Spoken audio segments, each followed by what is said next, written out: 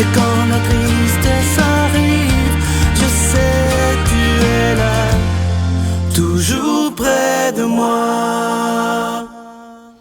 Bon mardi, bienvenue à votre émission de la Victoire de l'amour. J'espère que vous allez bien, qu'on se prépare à vivre une belle journée.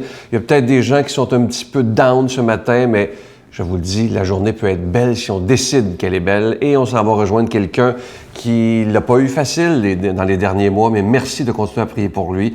Vous voyez maintenant, il va de mieux en mieux. Notre ami Raymond Gravel.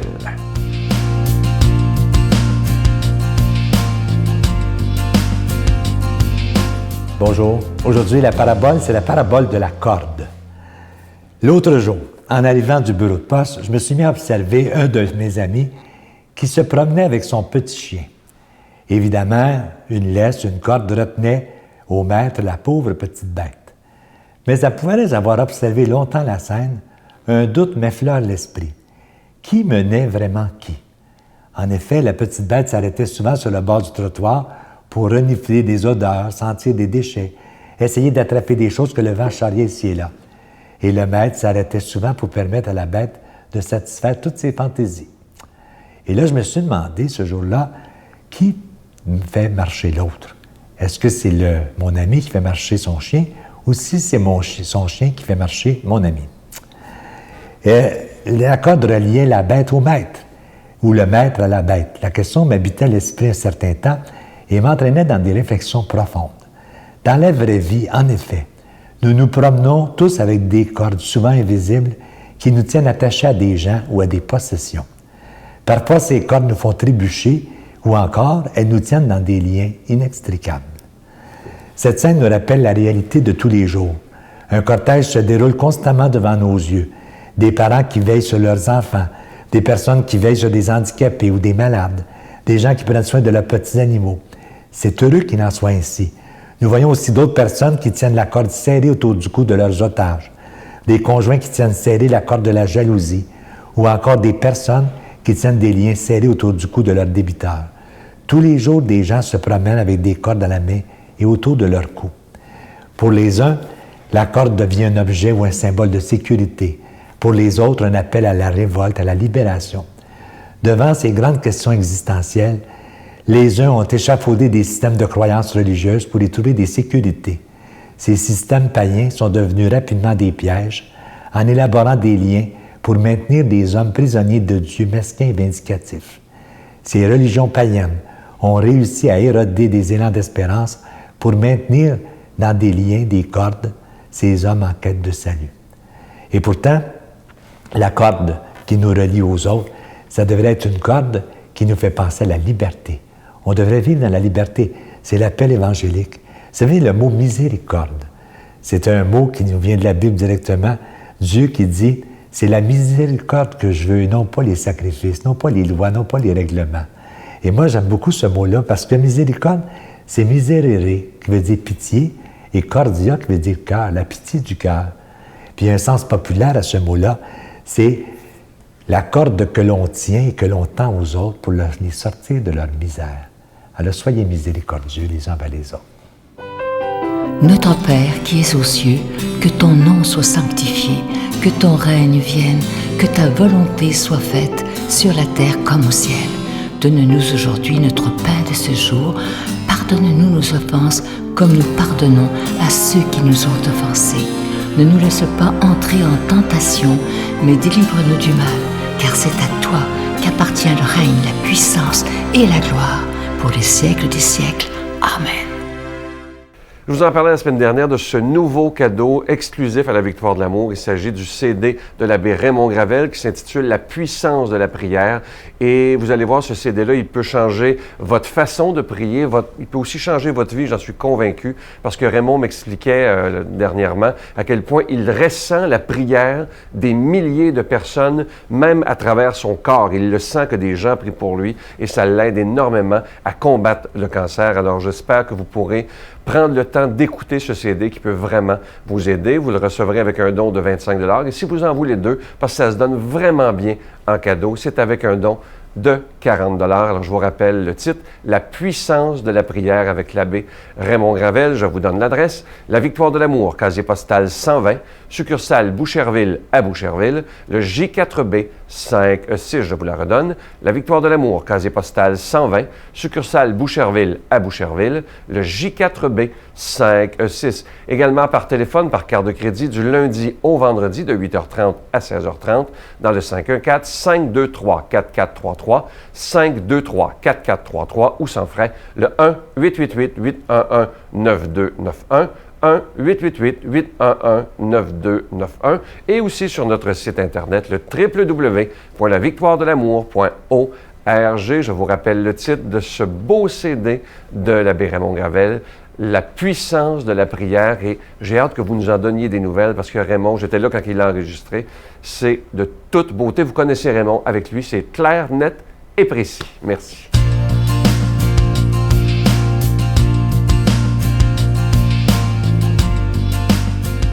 Mon Dieu, donnez-moi la sérénité d'accepter les choses que je ne peux changer, le courage de changer les choses que je peux et la sagesse d'en connaître la différence. Amen. Aujourd'hui, pour l'homélie, on rejoint notre ami, l'abbé Claude Paradis.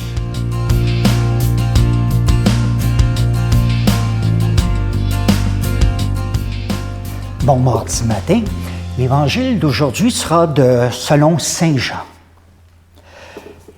À l'heure où Jésus passait de ce monde à son Père, il leva les yeux au ciel et pria ainsi. « Père, l'heure est venue. Glorifie ton Fils, afin que le Fils te glorifie. Ainsi, comme tu lui as donné autorité sur tout être vivant, et donnera la vie éternelle à tous ceux que tu lui as donnés. Or, la vie éternelle, c'est de te connaître, toi, le seul Dieu, le vrai Dieu, et de connaître celui que tu as envoyé, Jésus-Christ. Moi, je t'ai glorifié sur la terre en accomplissant l'œuvre que tu m'avais confiée. Toi, Père, glorifie-moi maintenant auprès de toi. Donne-moi la gloire que j'avais auprès de toi avant le commencement du monde. J'ai fait connaître ton nom aux hommes, que tu as pris dans le monde pour me les donner. Ils étaient à toi, tu me les as donnés. Et ils ont gardé fidèlement ta parole. Maintenant, ils ont reconnu que tout ce que tu m'as donné vient de toi, car je leur ai donné les paroles que tu m'avais données. Ils les ont reçues. Ils les ont vraiment reconnues, que je suis venu d'auprès de toi. Ils ont cru que c'était toi qui m'avais envoyé. Je prie pour eux. Ce n'est pas pour le monde que je prie, mais pour ceux que tu m'as donnés. Ils sont à toi. Et tout ce qui est à moi est à toi, comme tout ce qui est à toi est à moi. Et je trouve ma gloire en eux. Désormais, je ne suis plus dans le monde. Eux, ils sont dans le monde. Et moi, je viens vers toi. C'est la grande prière du chapitre 17 de l'Évangile de Saint Jean. Tout l'Évangile, tout le chapitre 17, c'est Jésus qui parle de nous à son Père. Ils sont à toi en parlant de nous. Quelle belle prière! Écouter des choses pareilles devrait nous valoriser, nous mettre presque sur un piédestal, nous rendre nobles. Jésus parle de nous à son Père. Jésus va même jusqu'à dire « Je trouve en eux ma gloire ». Et la gloire, c'est le resplendissement de la vie. Par nous, le Christ resplendit. Être responsable de la gloire du Christ. Nous ne pouvons peut-être pas toujours vivre sur ces hauteurs, mais on peut au moins essayer de vivre à ce niveau, glorifier le Christ. On se redresse, on se sent plus fort, plus noble, en voyant Jésus nous regarder ainsi devant son Père, et nous unir à lui, bien sûr. Car cette grande prière n'est pas seulement la conclusion des discours d'adieu, elle est notre propre montée dans l'ascension de Jésus vers son Père, la filiation. Il s'offre au Père, que le Fils te glorifie.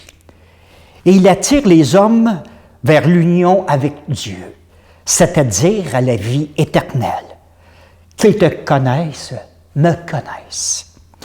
Tout le mystère de la vie chrétienne est repris ici dans ce chapitre 17. Mystère d'appartenance des croyants au Père avec Jésus. J'ai découvert pour la première fois, en lisant cet évangile, que la prière, elle était vie dans quelqu'un. Vie dans le Père, vie dans le Fils, vie entre nous aussi. C'est ça l'union qu'on appelle hypostatique, ce que les évangiles nous parlent. Et être témoin, comme le Christ nous demande de l'être, c'est dire à l'autre aussi, toi aussi, tu es aimé. Rendre gloire à cette gloire que le Fils possède. Et chaque pas que nous posons sur la terre est une prière de témoignage. Être témoin de cette gloire.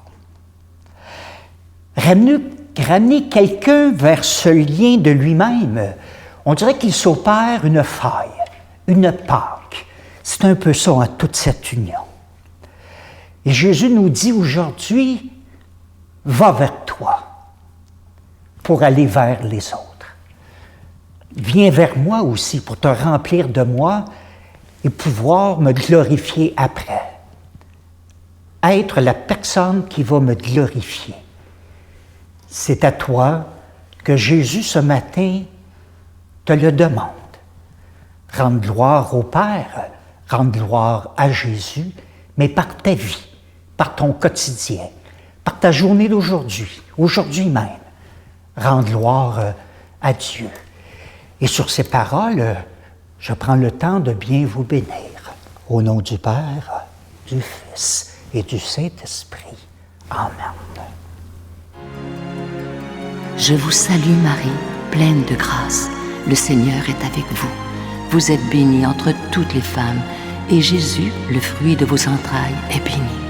Sainte Marie, Mère de Dieu, priez pour nous pauvres pécheurs, maintenant et à l'heure de notre mort. Amen.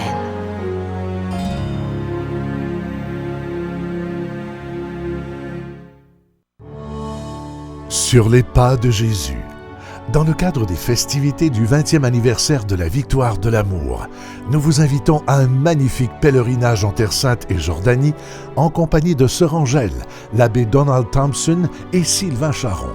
Nous visiterons entre autres en Israël, Nazareth, le mont des Béatitudes, Bethléem, Jérusalem, Massada et Qumran. Et en Jordanie, Pétra, Mont Nebo, la mer Morte et plusieurs autres, du 26 mai au 10 juin 2015. Pour informations et réservations, voyage intermission au 514-288-6077 ou sans frais au 1-800-465-3255.